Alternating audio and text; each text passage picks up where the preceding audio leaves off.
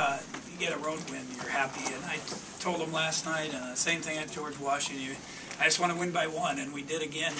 I'd like to win by 20, but that's probably not going to happen.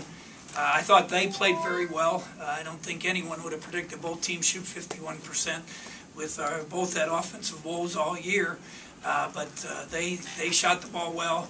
They kind of picked us apart, every time out of a timeout, they seemed to run something, get an easy layup. We didn't react very well. At least the last possession we did get a stop when it really counted, and just a hard-fought game. I think they're better than people realize. The quickness, when they get their inside game going, they're pretty tough to stop. They get good space, especially when they make threes like they did today, and. They're going to win some games here. There's no doubt about it.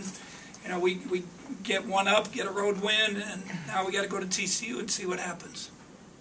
Coach, Magruder last week, 28 points at 17 today. How important was it to see a guy like Southwell step in and get 17 to take a little pressure off Rodney this afternoon?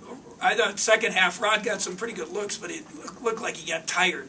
And he just, then he misses a couple. Now you lose your confidence. I talked one time. I said, you just gotta set your feet, take your time, jump up and shoot it.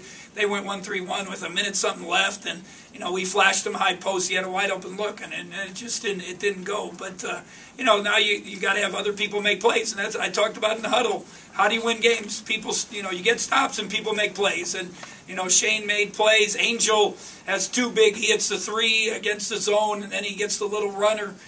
Down the stretch, but they kept coming at us. I mean, they made shots and plays, but we had enough for that stop. You get lucky a little bit, loose ball bounces, and then Shane comes up with a big block down the stretch.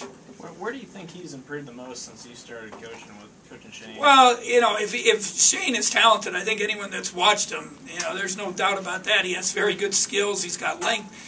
Probably not as tough and as strong as you would hope he would be. The thing that with him playing the 4, it's given him an advantage because now, he spreads the defense, and right away he hits a 3, he spreads the defense. It makes them accountable with their 2 bigs. He's a good passer. He spread, and he's got a nice little pull-up jumper. If we can get him to go a little harder, more consistently, and him be consistent, he's as talented as anyone we have in our program. And last game it was Nino. Today it was him. We just, I've said all along we have 8 guys that, pretty much are 8 starters. J.O. was very good. Thomas, struggled. A lot of foul trouble. People picked up the pieces, and we made enough plays to win. Coach, last 9 seconds, they come out after a timeout. You take one. What's the cat and mouse? What did you see? You took the timeout. What did you change? Well, I just wanted to see how they lined up, and we kind of thought, one, they would try to either go right in or go high-low. And I think that's what they were trying to do. They ran a guy to the corner, ran him up. We got a little deflection, loose ball, kind of scramble. Now their guy, what you do, you teach your kids to go to the basket and try to make a play. And we were just fortunate. Shane came from the weak side and blocked it. I think either they were going to go alley drive, we call it straight line drive, kind of clear out with Murray sitting there, or go high-low right to him. Off the quick pass to the guard. One of those 2 things you'd have to ask Coach Hugs. You talked about your depth. You needed pretty much everyone today with all the foul trouble. And DJ got in the first half and did some good things. He just didn't finish the free throws or the rebound. I felt bad. AD. Now we thought give AD a chance the second half, and Adrian gets hurt real quick. I think he's okay. But even whether it's a minute or 2 for Omari, all those guys. We need them all, and there's going to be a point where they got to come up big and they got to keep a good attitude.